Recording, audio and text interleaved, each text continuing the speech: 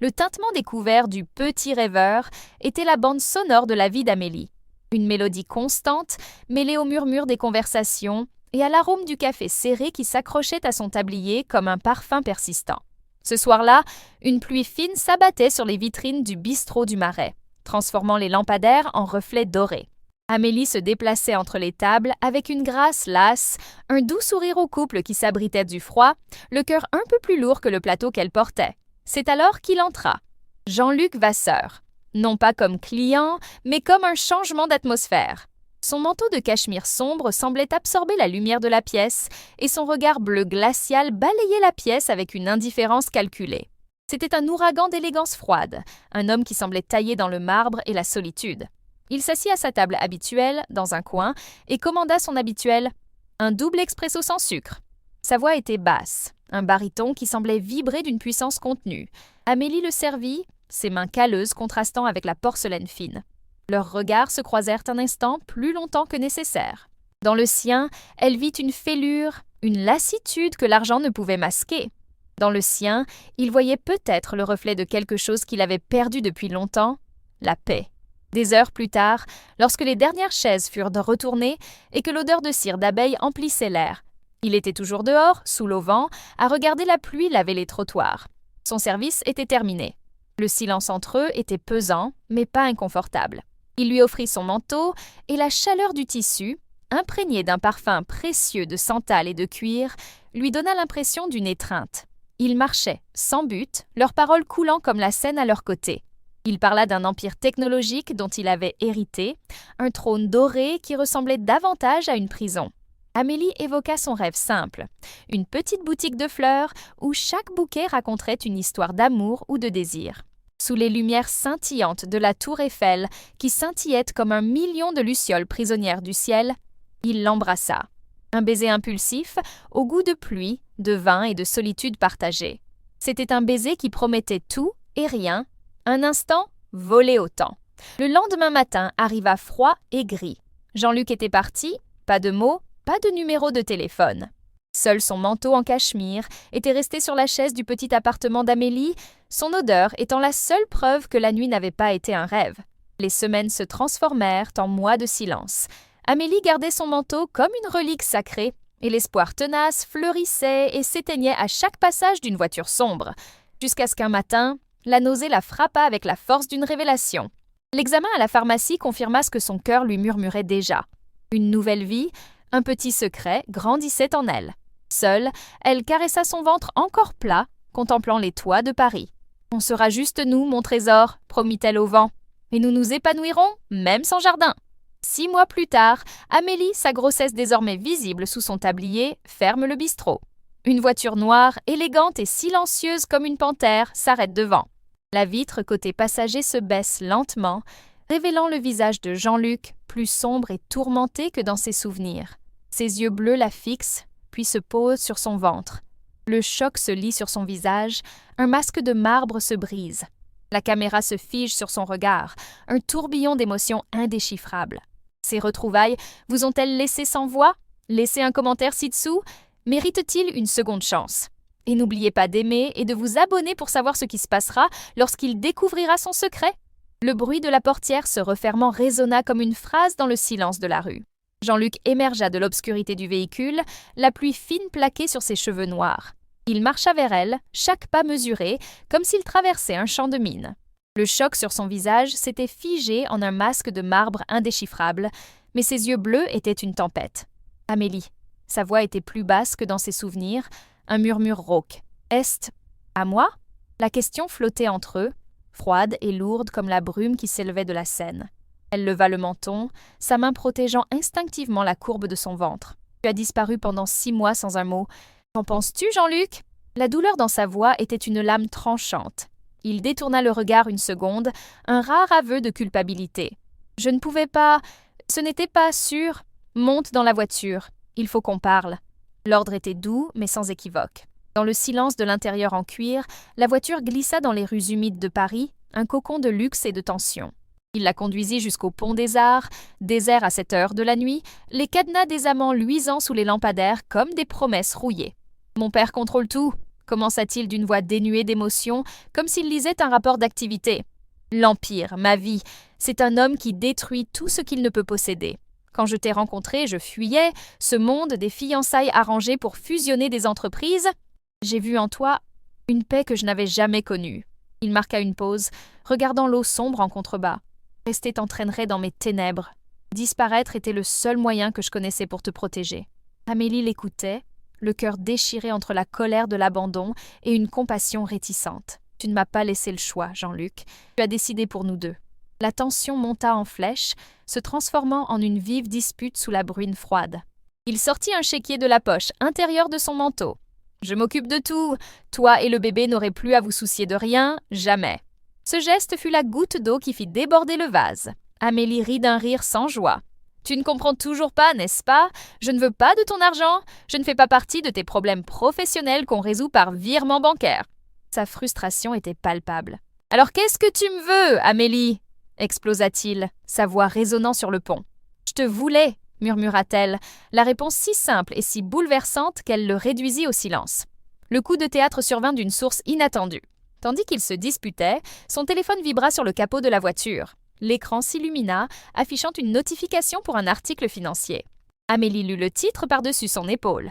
Jean-Luc Vasseur et l'héritière Chloé Dubois scellent la plus grande fusion technologique de l'année, le mariage qui unira deux empires. Elle haleta.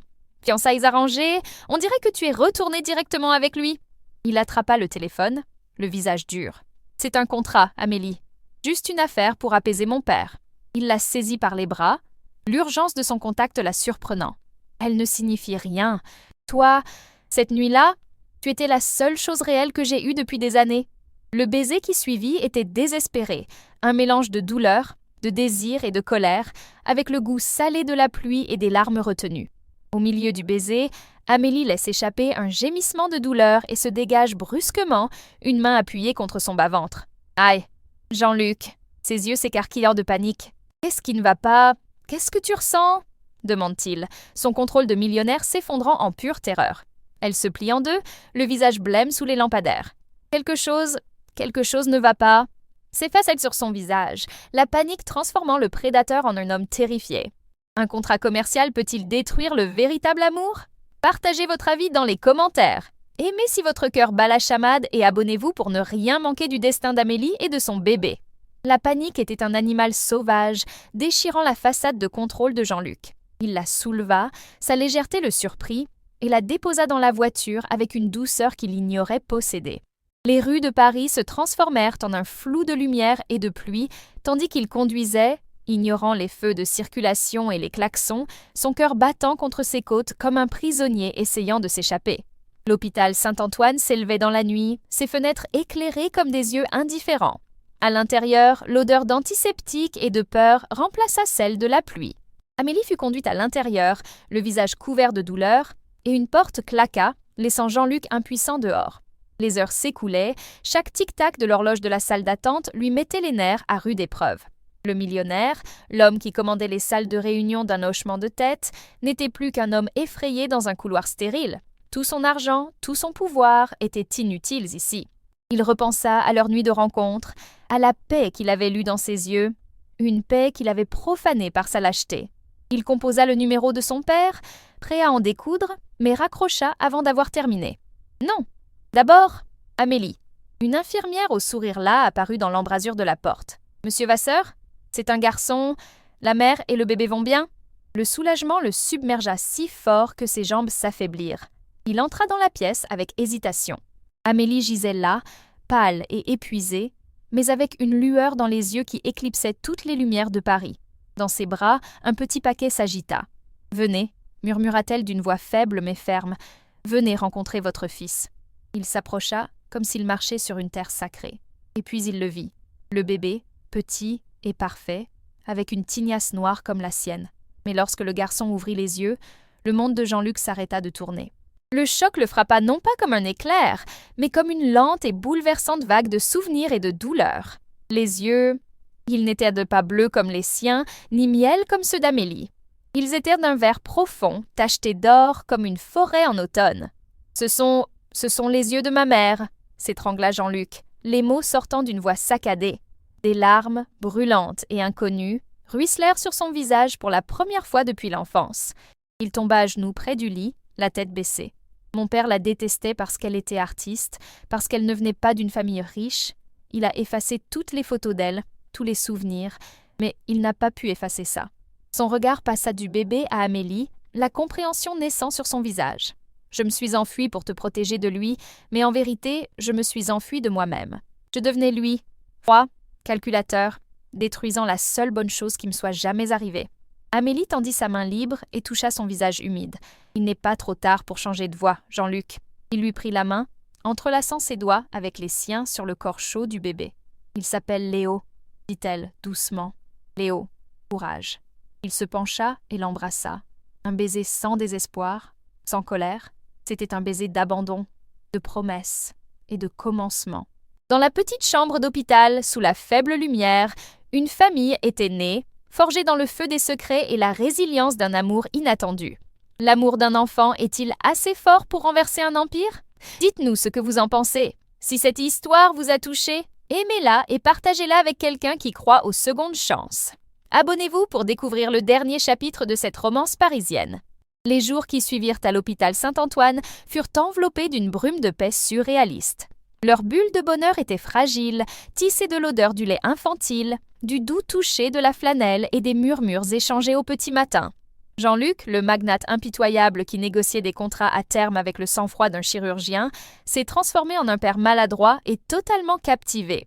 Amélie le regardait avec un sourire las, tandis qu'il essayait avec une concentration acharnée de changer la première couche de Léo, créant un comique enchevêtrement de rubans adhésifs et de poudre. « Tu règnes sur un empire, mais tu es vaincu par un bébé de 3 kilos », plaisanta-t-elle d'une voix emplie d'une tendresse qui pansa ses blessures. Il rit d'un rire sincère et libre qu'Amélie n'avait jamais entendu auparavant. « C'est le seul empire qui compte désormais », répondit-il, ses yeux bleus fixés sur elle, la promesse plus solide que n'importe quel contrat. Mais le monde extérieur ne pouvait être tenu à distance indéfiniment. Le jour de la sortie, alors qu'Amélie habillait Léo d'une petite combinaison en laine, la réalité frappa à la porte de la chambre. « Et maintenant, Jean-Luc » demanda-t-elle doucement, l'inquiétude plissant son front. « Ton père, ta fiancée, le monde que tu as fui est toujours là. » Il se rapprocha, l'entourant de ses bras, elle et le petit Léo, créant un bouclier humain contre les ombres qui approchaient. Chloé le sait déjà. C'était une décision difficile, pleine de colère et d'avocats, mais c'est fait. Le contrat est rompu. Et quant à mon père, il marqua une pause, la mâchoire crispée.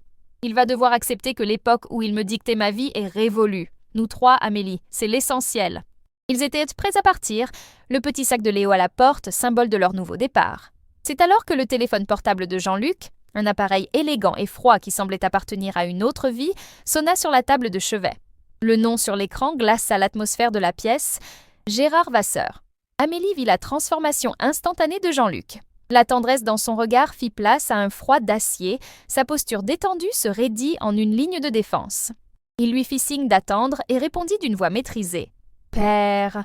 Le silence à l'autre bout du fil était plus menaçant qu'un cri. Puis la voix de Gérard Vasseur retentit, faible mais tranchante comme du verre brisé. « J'ai reçu des nouvelles de votre héritier. » Le silence avant le mot « héritier » était teinté de mépris. Une serveuse. Quelle déception prévisible, Jean-Luc. Tu as toujours eu le goût de ta mère pour l'ordinaire? Jean-Luc ferma les yeux, serrant le poing. Manque ne parle pas d'elle, et ne parle pas d'Amélie. La voix de Gérard devint encore plus froide, si c'était possible. Je n'en ai pas besoin. Les gens comme elle sont sans importance, mais le garçon... un Vasseur élevé dans un bistrot? Inacceptable. Souviens-toi, Jean-Luc. Les empires ne se construisent pas sur la sentimentalité, et les bâtards n'héritent pas des trônes. Ils disparaissent. Jean-Luc raccroche le téléphone, la main tremblante non pas de peur mais de fureur pure et glaciale. La glace revint à ses yeux, mais c'était celle d'une tempête sur le point de se briser. Il regarda Amélie, qui vit toute couleur disparaître de son visage et entendit la menace implicite. « Il sait !» dit Jean-Luc d'une voix basse et dangereuse, comme le grognement d'un loup protégeant son petit. Et il est prêt à tout pour nous prendre Léo. Le pouvoir de l'argent peut-il détruire une famille nouvellement formée? Partagez votre théorie dans les commentaires et aimez si vous les soutenez. Inscrivez-vous pour la bataille du siècle. La menace de Gérard Vasseur planait dans la chambre d'hôpital comme un gaz toxique, étouffant la paix retrouvée. Le visage de Jean-Luc était un masque de fureur glaciale. Il se déplaçait avec une rapidité et une précision qui effrayaient Amélie. Il n'était plus le père tendre qu'il était quelques minutes auparavant. Il était le général prenant les commandes d'un champ de bataille. « Faites vos bagages, juste l'essentiel. On part dans 5 minutes. » ordonna-t-il d'une voix basse et dure, tout en composant déjà un numéro sur son portable. « Alain, prépare la voiture de fuite, route sud. Active le protocole de sécurité de niveau 1 sur le domaine de la Loire. Personne n'entre, personne ne sort sans mon code. Et Alain, brouille toutes les pistes. » Amélie, le cœur battant à tout rompre, obéit sans poser de questions. Elle berça Léo, dont le sommeil paisible contrastait avec la tempête qui les entourait. Ils quittèrent l'hôpital par une entrée de service arrière, où une voiture discrète mais visiblement blindée les attendait. La fuite de Paris se fit dans un flou silencieux et tendu. Les lumières de la ville, autrefois promesses, ressemblaient désormais à des yeux vigilants. Jean-Luc conduisait avec une concentration mortelle, les jointures blanches sur le volant. « Où allons-nous » chuchota Amélie, le bruit du moteur devenant la seule réponse pendant un long moment. « Au seul endroit que mon père ne peut pas atteindre, » dit-il finalement. « La maison de ma mère. Une petite maison dans la vallée de la Loire où il n'a jamais daigné se rendre. Pour lui, ce n'est qu'un rappel de ce qu'il considère comme sa plus grande erreur. Pour moi, c'est un sanctuaire. » Le cottage ressemblait à une page d'un conte de fées oublié. Recouvert de lierre, avec une petite cheminée en pierre et des fenêtres donnant sur un jardin sauvage et parfumé. L'intérieur était chaleureux et accueillant, rempli de livres, de toiles inachevées et d'un léger parfum de lavande et de térébenthine. C'était l'esprit de la mère de Jean-Luc, préservé dans l'ambre. Cette première nuit, tandis qu'Amélie prenait soin de Léo près du feu crépitant, elle découvrit une facette de Jean-Luc qui lui était inconnue. Il évoluait dans la maison avec une familiarité respectueuse, touchant un vieux chevalet, feuilletant un recueil de poèmes. « Elle vous aurait aimé, » dit-il, la voix brisée en les regardant. « Elle vous aurait peint tous les deux sous cet éclairage. » Mais la paix était une illusion fragile. 3 jours plus tard, un livreur local se présenta à la porte avec un bouquet extravagant. « Pour les jeunes parents, » dit-il en souriant. Jean-Luc accepta la composition, le visage impassible. C'étaient des lys blancs, immaculés et majestueux. Des fleurs de pureté, mais aussi, indéniablement, de funérailles. Il n'y avait pas de carte. Ce n'était pas nécessaire. Le message de Gérard était clair. « Je sais où tu es. Je peux te joindre à tout moment. » Amélie sentit un frisson lui parcourir l'échine. Le sanctuaire avait été violé. La fureur de Jean-Luc était silencieuse et terrible. Il passa les heures suivantes au téléphone, la voix cinglante d'ordre. « Je veux une surveillance 24h/24, un service de sécurité armé mais discret, suivi du fleuriste, de la livraison, de chaque étape. Je veux savoir comment il nous a trouvés. » Il se tourna vers Amélie, ses yeux bleus lançant des éclairs. « C'était un test. Il montre qu'il peut se rapprocher. La prochaine action sera plus directe. » Il était de retour dans son élément. Le stratège impitoyable, mais cette fois, sa guerre n'était pas pour des actions ou des fusions. C'était pour sa vie, pour leur vie. Cette nuit-là, Amélie n'arrivait pas à dormir. Elle se dirigea vers la fenêtre de la chambre, regardant le jardin au clair de lune. Léo ronflait doucement dans son berceau. Soudain, un petit point de lumière rouge dansa sur la poitrine de son pyjama, provenant de l'obscurité du jardin. Un laser. Quelqu'un était là, dehors, l'observant, le fixant. Elle ouvrit la bouche pour crier, mais le son lui resta dans la gorge, une boule de pure terreur. Il disparut dans le point rouge planant au-dessus du cœur de son fils. La guerre a commencé. Pensez-vous que Jean-Luc pourra protéger sa famille? Donnez votre avis dans les commentaires, likez si vous avez le cœur serré et abonnez-vous pour le prochain numéro électrisant. Le cri d'Amélie était un son rauque et primaire qui s'éteignit dans sa gorge avant même sa naissance. Dans un mouvement animé par le plus pur instinct maternel, elle se jeta sur le berceau, recouvrant du sien le corps minuscule de Léo, se transformant en bouclier humain. Au même instant, la porte de la chambre s'ouvrit avec la violence d'une explosion. Jean-Luc entra, non pas en homme, mais tel une ombre rapide et mortelle. Il ne demanda pas ce qui se passait. Ses yeux bleus, devenus des éclats de glace, virent le point rouge danser dans le dos d'Amélie et comprirent. « Bouge-toi !» rugit-il en les poussant au sol, loin de la fenêtre, tandis que le bruit du verre brisé en bas résonnait dans la maison. Quelques secondes plus tard, le jardin, jusque-là silencieux et éclairé par la lune, fut envahi par des hommes vêtus de noir, évoluant avec l'efficacité silencieuse de loups. C'étaient les gardes du corps de Jean-Luc. Le chaos était contenu, mais la paix était définitivement brisée. Alain, le chef de la sécurité au visage balafré, entra dans la pièce. « Monsieur, pas de tireur.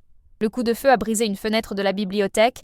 On a trouvé ceci sur la pelouse. » Il tendit une main gantée, tenant un petit projecteur laser, du genre utilisé pour les présentations professionnelles, gravé en or du monogramme de Gérard Vasseur. À côté, un seul blanc. Ce n'était pas une tentative d'assassinat, c'était du théâtre. Une démonstration de pouvoir, un message sadique qui disait « Je peux atteindre le cœur de votre fils quand je veux. » Aujourd'hui, c'est un laser. Demain, le sanctuaire était devenu un piège. Amélie tremblait, non pas de froid, mais d'une rage brûlante de peur. Elle serrait Léo fort, la chaleur de son petit corps contre sa poitrine l'ancrant. « On ne fuira plus, Jean-Luc, » dit-elle d'une voix étonnamment ferme, croisant son regard dans la pénombre. « Je ne passerai pas ma vie et celle de mon fils à regarder par-dessus mon épaule. Ça s'arrête, ici, maintenant. » À cet instant, elle n'était plus l'humble serveuse. Elle était une lionne protégeant son lionceau, et dans ses yeux couleur miel, Jean-Luc voyait non seulement la femme qu'il aimait, mais aussi la reine qui combattrait à ses côtés. Un changement s'opéra en lui. La fureur glaciale céda la place à un calme terrifiant, celui de l'épicentre d'un ouragan. Il s'agenouilla et toucha le visage de Léo, geste d'adoration et vœu silencieux. Puis il se releva, le prédateur enfin libéré de sa laisse. Il sortit son téléphone sécurisé. « Alain, prépare mon hélicoptère. Je pars pour Paris, seul. » Amélie le saisit par le bras. « Tu ne peux pas l'affronter seul. »« Je ne l'affronterai pas, » répondit-il d'une voix dénuée de toute émotion. « Je vais le démanteler. Un empire n'est que briques et chiffres, et je sais exactement quelles briques enlever pour tout faire s'écrouler. » Il se tourna vers Alain. « Et toi, reste ici, transforme cette maison en forteresse. Personne n'entre, personne ne sort. Compris ?» L'agent de sécurité acquiesça. Avant de partir, Jean-Luc se pencha et embrassa Amélie, un baiser rapide, dur, plein de promesses de guerre et de retour. Puis il embrassa Léo sur le front. « Je te bâtirai un monde sûr, mon fils, quel qu'en soit le prix. » La scène se déroule au sommet d'un gratte-ciel de la Défense, le cœur financier de Paris. Jean-Luc est assis dans un bureau minimaliste avec seulement un ordinateur qui brille dans l'obscurité. Vos doigts volent sur le clavier, exécutant une série de commandes complexes. À l'écran, les graphiques s'effondrent et des ordres de vente valant des millions d'euros sont exécutés en quelques nanosecondes. Il saigne l'empire Vasseur de l'intérieur. Il décroche le téléphone et compose le numéro privé de son père. Gérard répond « Qu'est-ce que tu fais ?» rugit sa voix. Jean-Luc répond, calme et mortel « C'est ce qu'on appelle une OPA hostile, père. Sauf que cette fois, l'actif que je protège n'est pas à vendre. La partie est terminée. » La promesse de terribles représailles était implicite. Qui remportera ce combat de titans? Partagez vos pronostics en commentaire. Si ce rebondissement vous tient en haleine, aimez-le et abonnez-vous pour la confrontation finale. Le silence à l'autre bout du fil n'était pas celui de la défaite, c'était celui d'un serpent prêt à frapper. Dans son bureau panoramique surplombant l'Arc de Triomphe, Gérard Vasseur raccrocha lentement, un mince sourire cruel étirant ses lèvres. L'attaque financière de Jean-Luc était audacieuse, voire impressionnante. Mais ce fut un jeu d'enfant. Gérard n'a pas bâti son empire sur des actions et des obligations, il l'a bâti sur des réputations détruites, des secrets enfouis et une impitoyabilité chirurgicale. Il décrocha un autre téléphone, une ligne sécurisée. « Antoine !» dit-il d'une voix aussi calme que la surface d'un lac gelé. « Il est temps de changer de discours. Je veux que la vie de cette serveuse soit passée au crible, chaque emploi, chaque ex-petite amie, chaque dette, qu'elle soit dépeinte comme l'arnaqueuse qu'elle est, et qu'elle remette en question la légitimité de l'héritier. Je veux que la presse s'emballe, qu'elle soit détruite publiquement. » Alors que la guerre financière de Jean-Luc ébranlait les marchés, la vie d'Amélie dans le chalet de la Loire devenait une attente étouffante. La maison, autrefois sanctuaire, était désormais une forteresse, une cage dorée. Des gardes patrouillaient le périmètre et chaque fenêtre semblait un écran contre la peur. Se sentant impuissante, Amélie commença à explorer le seul endroit qui lui semblait vraiment sûr, le passé. Dans le petit atelier de peinture mansardé de la mère de Jean-Luc, une odeur de térébenthine et de poussière flottait dans l'air comme un fantôme. Dans une malle en bois oubliée sous un drap, elle trouva ce qu'elle cherchait, une série de journaux reliés en cuir, dont les pages étaient ornées de l'élégante écriture d'Isabelle Vasseur. Amélie ouvre le premier journal. La caméra se concentre sur un passage. « Gérard m'a promis le monde, mais j'ignorais que le prix serait mon âme. Son premier vignoble, la terre n'a pas été achetée, elle a été volée. Et le sang de la famille Dubois souille encore les racines des vignes. Amélie a lu pendant des heures, dévorant l'histoire d'une femme sensible et artiste écrasée par l'ambition d'un homme impitoyable. Elle a découvert la vérité sur l'ascension de Gérard Vasseur. Une histoire de trahison, de chantage et de mort suspecte qui l'a propulsée vers la fortune. Isabelle savait tout. Et elle avait consigné chaque détail sordide, chaque preuve, les cachant dans ses pages comme une police d'assurance qu'elle n'aurait jamais eu le courage d'utiliser. Amélie frissonna. Ce n'était pas seulement un journal intime, c'était un véritable arsenal. À Paris, Jean-Luc observait les graphiques sur son terminal avec une satisfaction morose. Les actions de Vasseur Global s'effondraient. Il était en train de gagner. C'est alors que son téléphone s'est mis à vibrer sans arrêt. Notification. Lien de ses avocats. Il a ouvert le premier. Le titre d'un tabloïd en ligne criait en lettres grasses « Le bistrot Cendrillon, la véritable histoire du chasseur de fortune qui a séduit l'héritier Vasseur ». L'article était un poison bien distillé, plein de demi-vérités et de mensonges éhontés, citant des sources anonymes qui présentaient Amélie comme une manipulatrice calculatrice. Et puis, le coup de grâce, un article d'un journal financier réputé remettant en question la stabilité de Jean-Luc et suggérant que la famille Vasseur exigerait un test ADN pour confirmer la lignée du nouveau-né. La victoire de Jean-Luc s'est transformée en poussière dans sa bouche. Il pouvait briser l'empire de son père, mais comment lutter contre un mensonge ? Comment protéger Amélie du jugement de millions d'inconnus ? Son père ne s'attaquait pas à ses finances, il s'attaquait à son âme, empoisonnant la seule chose pure de sa vie. De retour au chalet, Alain entre dans le studio, le visage sombre, une tablette à la main. « Madame, je crois que vous devriez voir ça !» Il montre les gros titres à Amélie. Elle revoit son propre visage, une vieille photo souriante prise au bistrot, désormais utilisée comme visage de méchante. Elle lit les mots cruels, l'atteinte à son honneur, le doute jeté sur son fils. Alain attend les larmes, la crise de nerfs. Au lieu de cela, Amélie referme lentement le journal d'Isabelle sur ses genoux, le son étouffé résonnant dans le silence. Elle lève les yeux vers la tablette et ses yeux, autrefois emplis de peur, brillant maintenant d'une fureur froide et cristalline. « Il veut la guerre, Alain !» dit-elle d'une voix basse et ferme. « Alors il en aura une. Mais il ignore que je viens de trouver son arme nucléaire. » Son visage s'efface, non plus celui d'une victime, mais celui d'une reine prête à jouer son coup sur l'échiquier. La vengeance sera douce. Pensez-vous que le secret d'Amélie suffira à faire tomber le patriarche ? Partagez votre théorie dans les commentaires. Aimez si vous êtes prêts pour ce changement radical et abonnez-vous pour ne rien manquer de la chute de l'Empire. L'humble serveuse avait disparu, consumée par le feu de la reine qui s'était levée à sa place.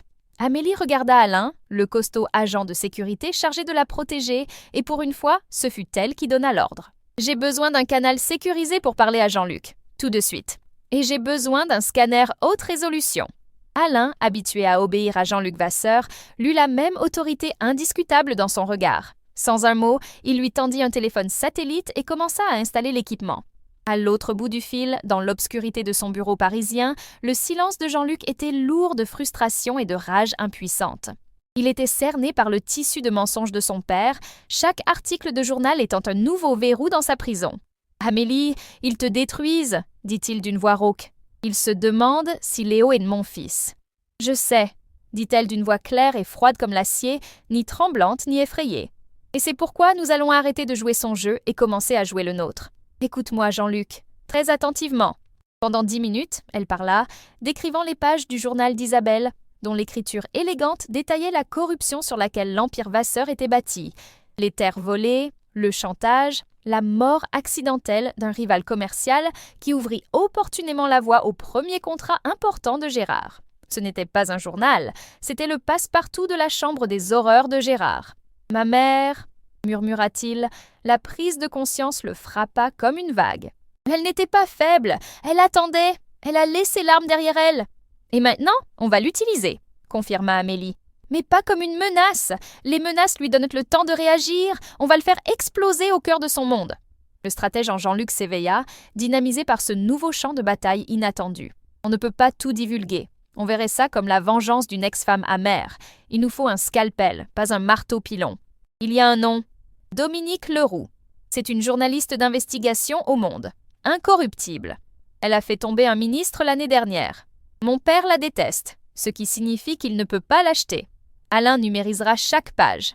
Je prendrai contact. Tandis qu'Alain travaillait méthodiquement, transformant les paroles d'Isabelle en données chiffrées, Amélie berçait Léo en lui murmurant « Ton père est un battant, mon petit. Et ta mère ?» Elle apprend à l'être. L'odeur de poussière et de peinture à l'huile dans l'atelier ressemblait maintenant à celle de la poudre à canon. À Paris, Gérard Vasseur savourait un cognac cinquantenaire, lisant les gros titres avec satisfaction. L'opinion publique se retournait contre la serveuse. Les actionnaires se calmaient, considérant l'instabilité de Jean-Luc comme un problème personnel et non commercial. Il avait limité les dégâts. Il avait gagné. C'est alors que son assistante entra, le visage blême. « Monsieur, c'est Dominique Leroux du Monde qui est en ligne. Elle refuse de dire de quoi il s'agit, mais insiste sur le fait qu'il s'agit d'une affaire de famille des années 1980. » Un frisson, le premier depuis des décennies, parcourut l'échine de Gérard. Jean-Luc n'attendit pas l'appel de Leroux. Il savait qu'elle commencerait par contacter l'autre partie pour obtenir un commentaire. Le jeu était lancé. Amélie et lui restèrent sur la ligne sécurisée, séparés par un océan de kilomètres, mais plus connectés que jamais, attendant.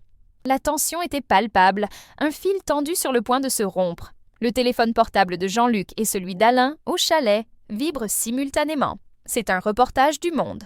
Le titre explose sur l'écran, visible aux yeux du monde entier. Le péché originel des vignobles Vasseur, des journaux intimes révélant la mort et la fraude à l'origine de la fortune familiale. La première bombe a été larguée. La caméra se déplace vers le bureau de Gérard. Il voit le titre sur son ordinateur. Son verre de cognac lui glisse des mains et se brise sur le sol en marbre, le bruit strident résonnant comme un coup de feu dans le silence de son empire en ruine. Un fondu enchaîné apparaît sur son visage, un masque de choc et de fureur meurtrière. La vérité éclate. Comment Gérard ripostera-t-il maintenant que son passé a été révélé ? Partagez votre théorie en commentaire, aimez si ce rebondissement vous a laissé sans voix et abonnez-vous pour voir la guerre totale qui s'annonce. Le titre du Monde n'était pas une bombe, c'était un tremblement de terre qui a brisé les fondations de l'Empire Vasseur. L'article s'est répandu comme une traînée de poudre, passant des écrans de smartphone dans les cafés parisiens aux journaux télévisés de New York et de Tokyo. Le nom Vasseur, autrefois synonyme de luxe et de pouvoir, était désormais terni par les mots « fraude » et « mort suspecte ».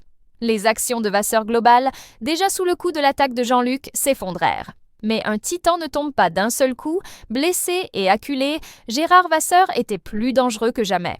Il ne s'est pas caché. Il a plutôt convoqué une conférence de presse dans le hall en marbre de son siège. Devant une mer de caméras et de micros, il semblait l'incarnation de la dignité offensée. Il ne niait pas l'existence des journaux. Pire encore, il les utilisait. « Ma défunte épouse, Isabelle », commença-t-il d'une voix chargée d'un chagrin parfaitement répété, « était la lumière de ma vie.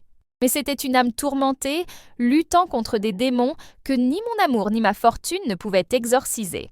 Ces écrits sont le fruit d'un esprit brisé par la dépression. C'est une tragédie familiale, aujourd'hui cruellement exploitée par une jeune femme opportuniste et mon propre fils qu'elle a manipulé. Il a instrumentalisé la vérité d'Isabelle contre elle, profanant sa mémoire à la télévision nationale pour se protéger.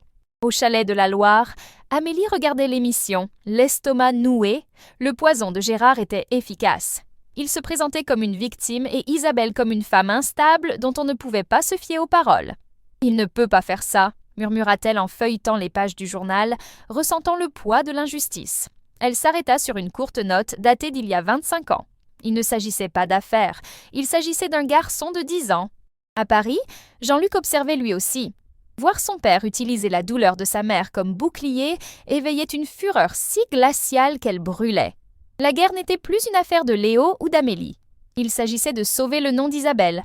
Il décrocha le téléphone et passa un appel. « Réunion d'urgence du conseil d'administration. Dans 1 heure. Il est temps de choisir son camp. » La salle de conférence de Vasseur Global était un véritable sanctuaire du pouvoir, avec sa table en acajou de 20 places et sa vue sur tout Paris. Gérard était assis avec assurance en bout de table. Le conseil lui était fidèle. Il avait enrichi des hommes. Jean-Luc entra, non pas en fils rebelle, mais en bourreau. Il ne dit pas un mot, se contenta de rester debout, le regard fixé sur son père. Gérard commença à parler, répétant son discours sur la stabilité et les menaces extérieures. C'est alors que les téléphones de tous les convives se mirent à vibrer à l'unisson. Nouvelle notification du Monde, suite à un article de Dominique Leroux. Le titre était simple et accablant. Les enfants s'enfuient. Le journal d'Isabelle Vasseur révèle des détails intimes sur la paternité du magnate. L'article ne contenait qu'une seule entrée de journal. Aucun délit financier n'était mentionné, juste la cruauté froide et calculatrice d'un père. C'était un coup dur, pas un coup au portefeuille. Le silence régnait dans la salle. Les membres du conseil lisaient la nouvelle sur leur téléphone. Ils regardèrent le visage impassible de Gérard, puis Jean-Luc, dont le bras gauche portait une fine cicatrice argentée juste en dessous du coude, visible sous la manchette de sa chemise.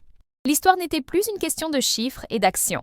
Elle était une question d'humanité, et Gérard Vasseur venait d'être démasqué comme un homme qui n'avait ni l'un ni l'autre. Pierre Dubois, le membre le plus âgé du conseil d'administration, un homme dont la famille avait été l'un des premiers partenaires commerciaux de Gérard, se leva lentement. Son regard croisa celui de Gérard, non pas avec loyauté, mais avec un mépris longtemps enfoui. « Gérard, dit-il, sa voix résonnant dans le silence de la pièce. Le cours de l'action est une chose, la décence en est une autre. Pour le bien de cette entreprise et de l'héritage de votre famille, c'est terminé. Je propose une motion de destitution immédiate du PDG. » La caméra se concentre sur le visage de Gérard, le masque de contrôle se brisant pour révéler la rage impuissante d'un roi détrôné dans son propre château. Le roi est tombé, mais un prédateur acculé est le plus dangereux.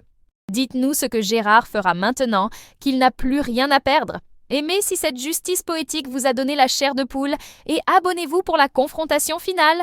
Le son du marteau dans la salle du conseil n'était pas une célébration, mais une épitaphe. Jean-Luc Vasseur se tenait au milieu des décombres du règne de son père, ressentant non pas le triomphe qu'il avait imaginé, mais le poids écrasant de ce qui allait arriver. Il était désormais le gardien d'un empire meurtri, saignant sur toutes les places boursières du monde. Son premier appel, cependant, ne fut pas adressé à ses banquiers ni à ses avocats. Il fut adressé au numéro sécurisé d'Alain dans la Loire. « C'est fini !» dit-il à Amélie d'une voix basse et épuisée. « Il est dehors. » À l'autre bout du fil, Amélie ferma les yeux, une vague de soulagement si intense qu'elle faillit la renverser.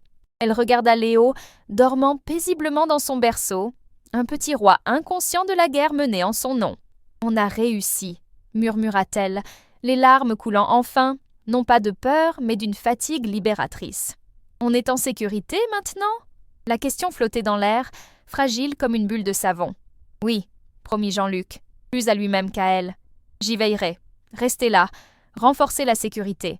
Je nettoierai ce désordre et je viendrai vous voir. » Mais Gérard Vasseur n'était pas un homme qui s'en allait tout simplement. Dépouillé de son titre, de sa salle de conseil, de son pouvoir d'entreprise, il n'est pas devenu moins important. Il est devenu plus concentré, un prédateur distillé dans sa plus pure essence. La vengeance. Dans le silence de son pentouse surplombant la Seine, il regardait la ville s'illuminer, non pas comme son royaume, mais comme un tableau de chasse. Il ne voulait plus de l'entreprise. Il ne voulait plus de l'argent.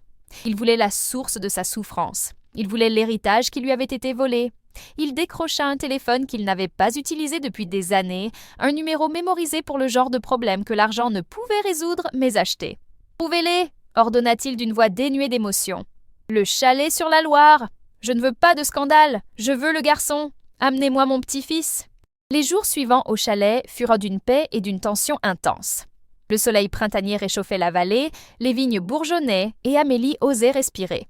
Elle marchait avec Léo à travers les jardins, l'air sentant la terre humide et la promesse, avec Alain et un autre garde toujours à une distance respectueuse.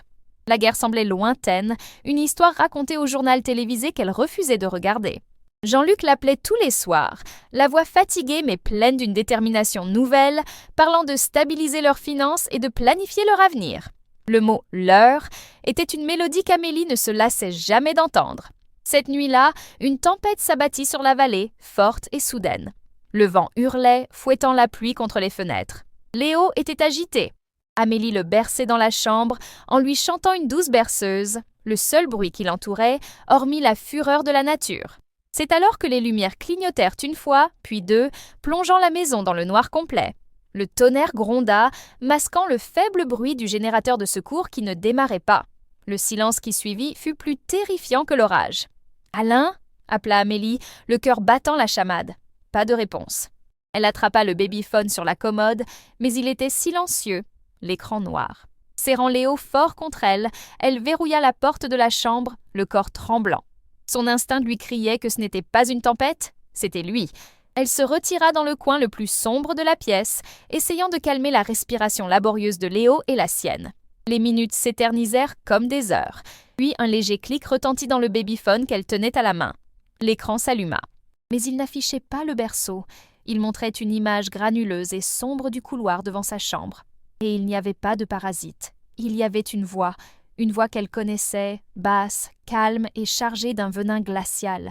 La voix de Gérard Vasseur provient du petit haut-parleur, si proche qu'on dirait qu'il vous chuchote à l'oreille. « Croyez vraiment pouvoir voler l'avenir de ma famille et te cacher derrière des murs de pierre, petite serveuse ?» La caméra se concentre sur la terreur absolue dans les yeux d'Amélie, tandis qu'elle fixe la porte verrouillée, réalisant que les murs n'étaient donc pas censés empêcher Gérard d'entrer. Ils étaient censés la garder prisonnière avec lui, fondue sur un pas lent et posée dans le couloir. Le cauchemar a commencé. Jean-Luc arrivera-t-il à temps? Dites-nous comment Amélie pourra, selon vous, échapper à ce piège mortel? Aimez si votre cœur bat la chamade et inscrivez-vous pour l'affrontement final qui décidera de tout. La terreur était un gel qui se répandait dans les veines d'Amélie, gelant ses muscles, paralysant ses pensées. La voix de Gérard Vasseur, provenant du petit babyphone, n'était pas un cri, c'était un venin murmuré, plus mortel que n'importe quelle menace.